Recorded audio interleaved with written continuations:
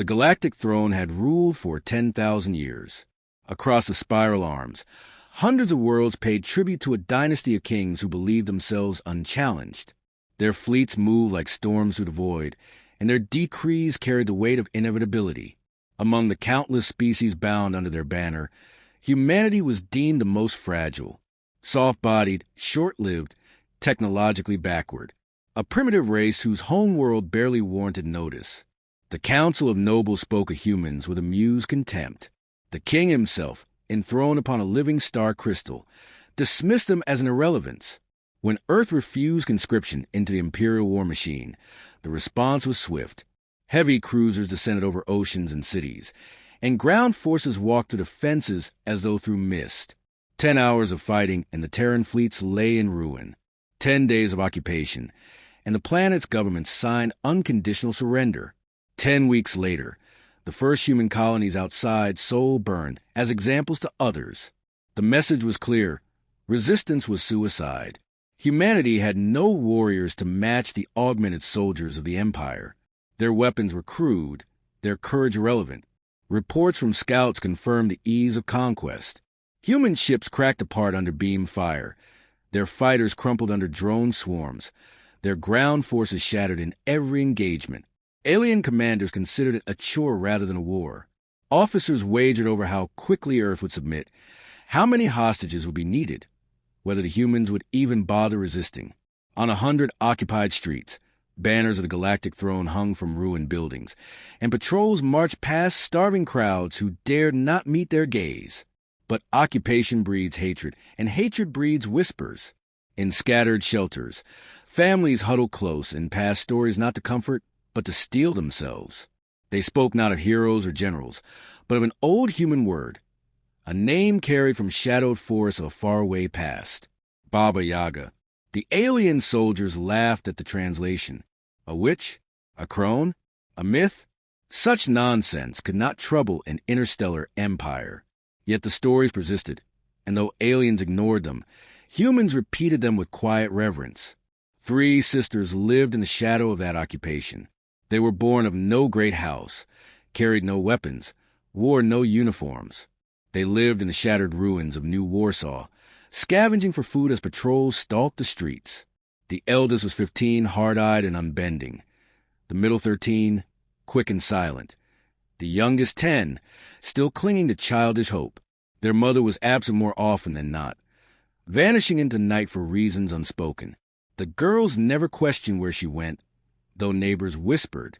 Some said she dealt on the black market. Others said she worked for the resistance. But there was something colder in the way strangers avoided her name, something sharper than rumor. The Empire's grip tightened. Taxes increased. Rations vanished. Executions became public theater. A family who hit a soldier was lying against a wall and burned alive by plasma fire. An old man who spoke too loudly in a ration line disappeared. His house reduced to ash by orbital strike.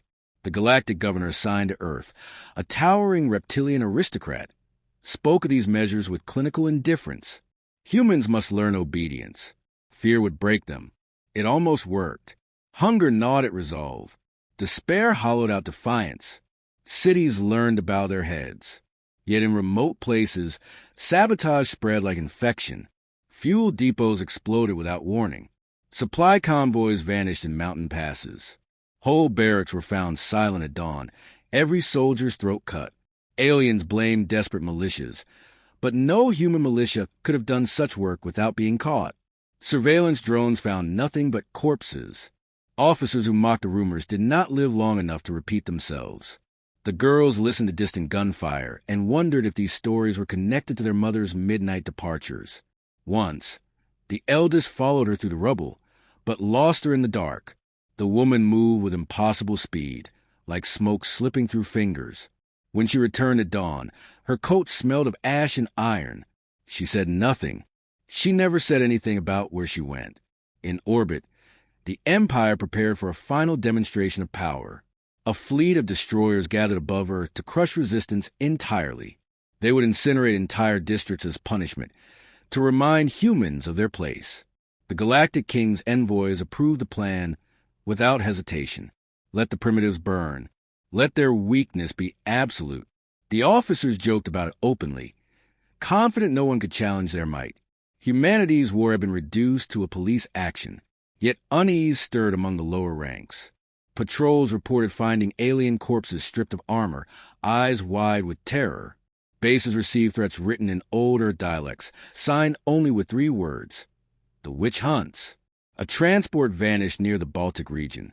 Its transponder signal reappeared briefly, then went dark. The wreck was later found in orbit, its crew missing, its systems torn apart with brutal precision. No weaponry, no battle, just systematic butchery. Alien intelligence dismissed it as coincidence. Perhaps pirates, perhaps rogue humans. But one phrase kept surfacing among terrified survivors: Baba Yaga.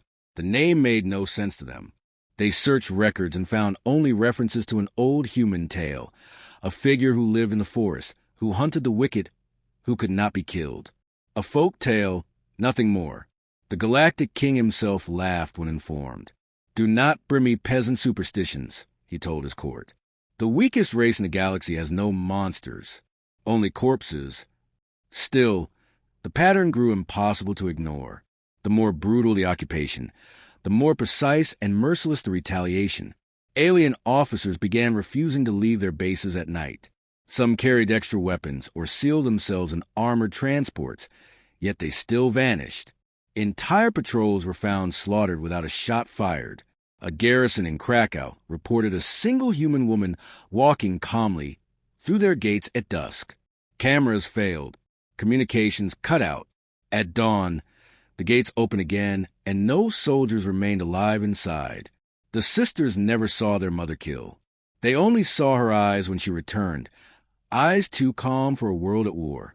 She washed her hands longer than necessary, as though scrubbing away something deeper than blood. Once, the youngest asked if she was scared. Their mother smiled without warmth and said, "They should be." As the fleet assembled to make Earth an example, human resistance prepared for a hopeless last stand. Old weapons were dragged out of storage. Civilians sharpened blades, built bombs, dug graves in advance.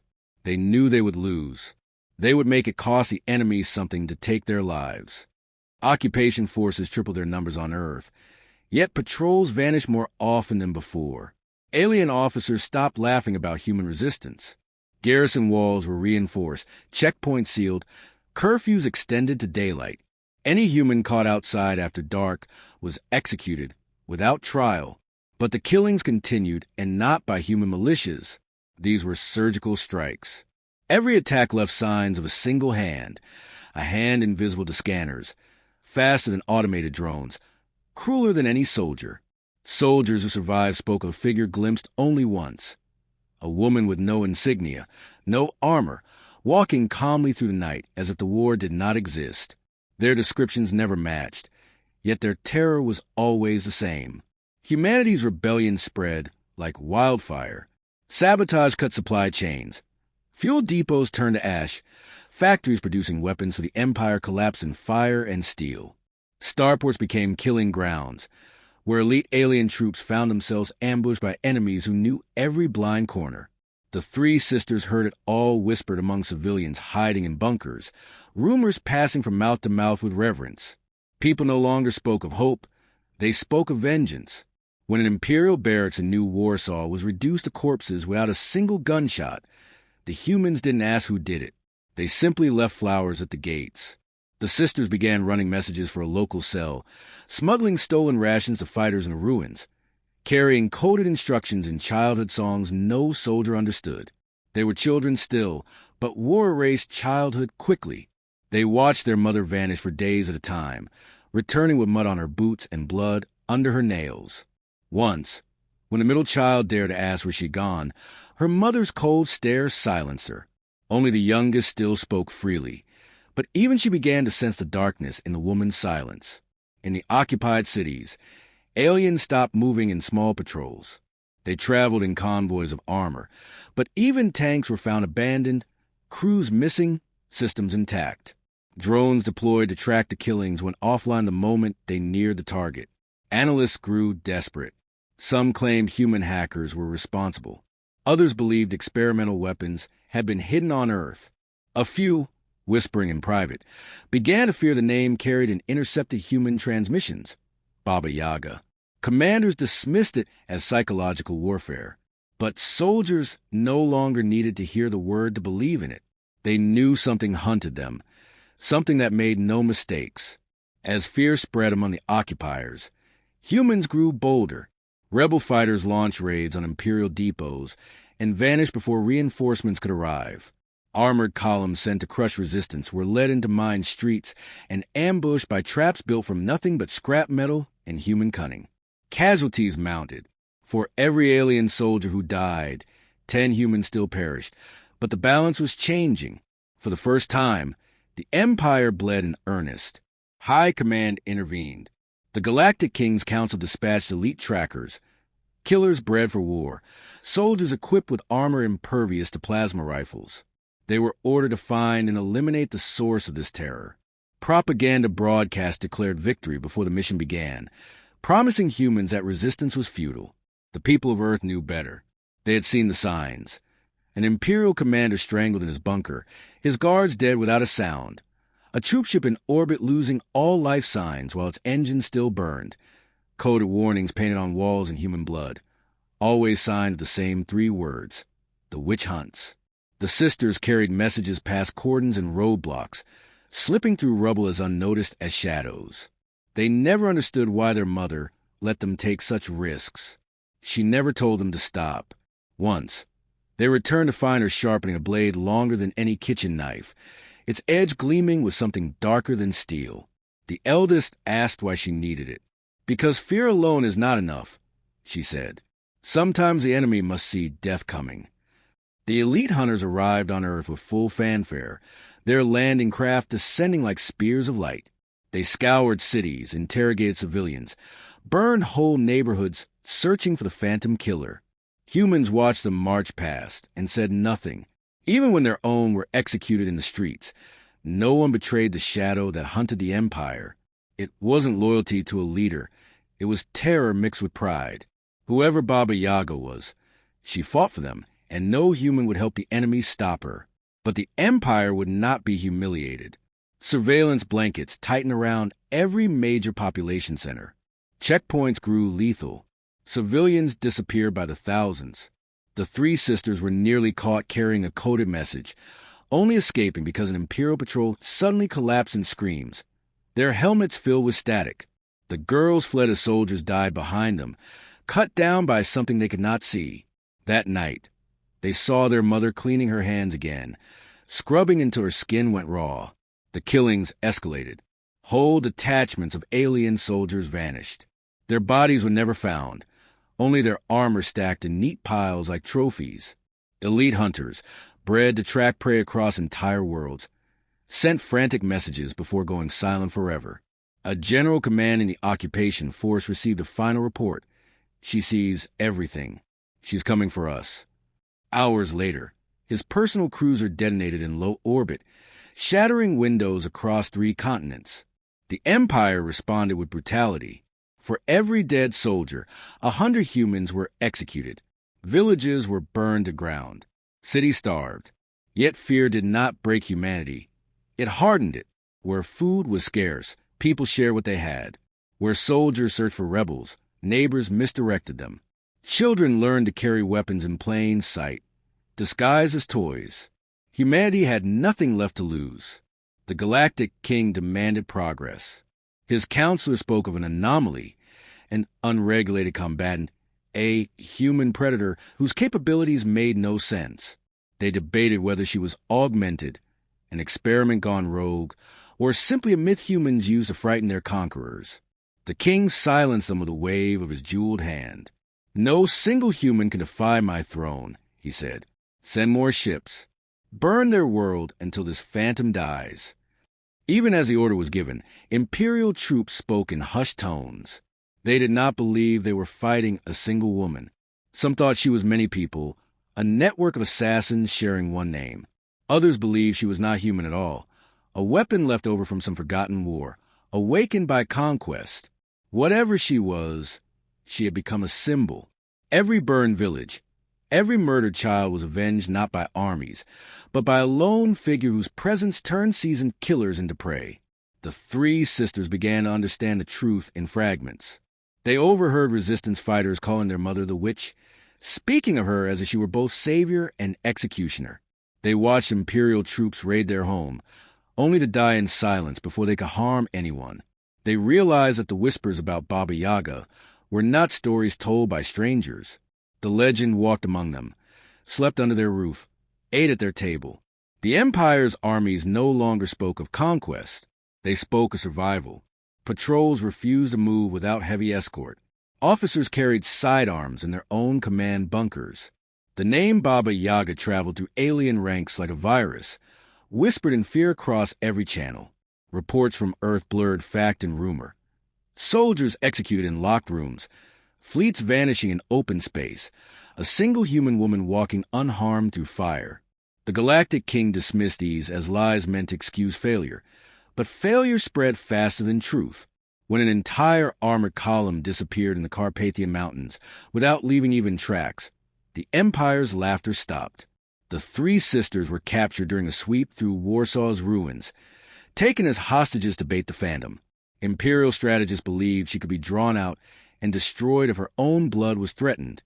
The girls were locked in a fortified complex surrounded by elite soldiers, scanners sweeping constantly, air sealed and recycled to prevent infiltration.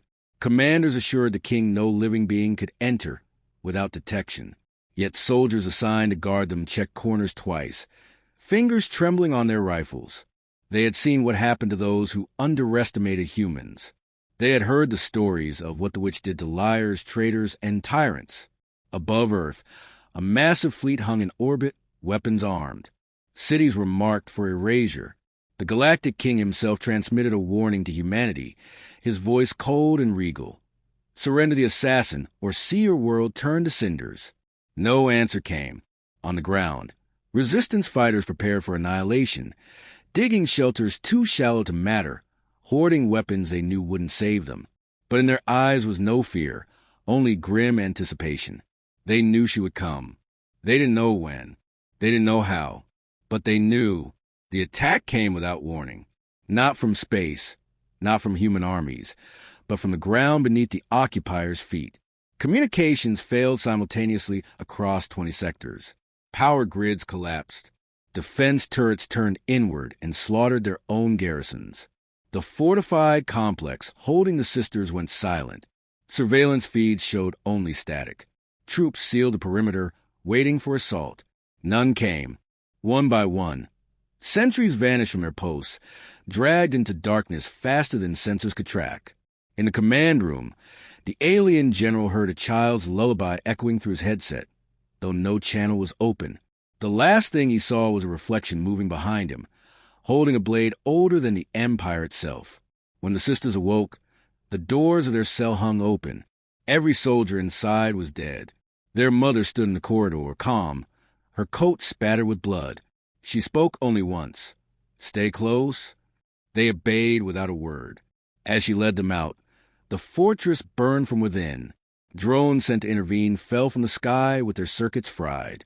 In orbit, two destroyers collided after their navigation systems went mad, igniting into twin suns over Europe. The Empire fired on cities anyway, reducing blocks to molten glass, but every strike brought retaliation.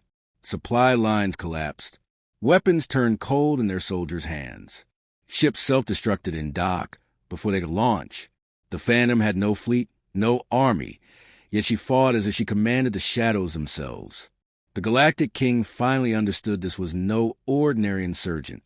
He ordered the full armada to descend, 10,000 guns aimed at Earth.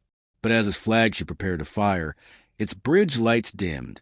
Officers screamed as bulkhead doors sealed and the temperature dropped. The king watched through hollow feeds as his own crew were dragged into darkness, one by one, their throats opened by unseen hands. Emergency teams found the words carved into the wall of the royal cabin. You should have left us alone. Still the king clung to arrogance. He sent orders to burn Earth to ash even as his own ship bled from within. Orbital cannons fired on cities. Millions died in minutes. But the Empire discovered too late that fear cannot break a species willing to fight with nothing left to lose. Humans struck back everywhere at once. Miners buried charges beneath Imperial outposts. Farmers poisoned food supplies meant for alien troops. Engineers reprogrammed drones to turn on their masters. And always, in the heart of every battle, the witch struck. She boarded ships without opening airlocks. She walked through sealed bunkers, leaving nothing alive. Her vengeance was precise, unrelenting, and merciless. The sisters followed her through the carnage, seeing for the first time what the galaxy feared. Their mother was no soldier. She was something far worse, a predator shaped by war long before the Empire came to Earth. She moved faster than eyes could track, killed without hesitation, and vanished before alarms could sound. She left no survivors. When they begged her to stop, she only said, "They will never stop hunting us unless they learn to fear us more than we fear them." The Galactic Council panicked. World after world under Imperial rule heard whispers of the witch and rose in revolt. If humans could defy the throne, why not others? Armies spread thin across the galaxy found themselves ambushed by insurgents who now fought with hope. Emboldened by a single human who refused to die, the king's power fractured. His vassals doubted him. His fleets mutinied. Still he swore to kill the witch himself. He descended to Earth at the head of his guard, clad in armor that had never been breached, carrying weapons that had shattered civilizations. He broadcast his arrival to terrify the humans watching from ruined cities. But when his dropship landed, no soldiers met him. The battlefield lay silent. His guard tightened their ranks as they advanced through empty streets, sensors screaming warnings they could not interpret. One by one, his guards vanished into alleys without sound. By the time he reached the central square, he was alone. She stepped from the shadows, the sisters at her back. No army, no fleet, just a woman with a blade. He raised his weapon and fired. The shots passed through where she had been, hitting only air. She moved too fast, too quiet. His armor meant nothing. His crown meant less. The last thing he saw was her face, calm and cold, as his own blood darkened the stone beneath him. With the king dead, his fleets broke apart. Commanders fought each other to escape Earth's gravity well. Resistance cells across the galaxy ignited rebellions that spread faster than Imperial forces could respond. The throne world itself burned as subjects cast off centuries of oppression. Humanity stood free, not by negotiation or mercy, but by fear. The witch vanished the day the last Imperial ship fled Sol. Some say she died. Some say she walked back into the forest of her homeland, waiting for the next threat. The sisters never spoke of her again, though their eyes were sharp and their voices carried the weight of her legacy. When alien emissaries came years later to make treaties, they did not meet generals or presidents. They met 3 quiet women who needed no titles. The galaxy no longer called humanity weak. They called them something far more dangerous. They called us fragile, a voice said as Earth rebuilt its cities. They called us prey. Now they call us human.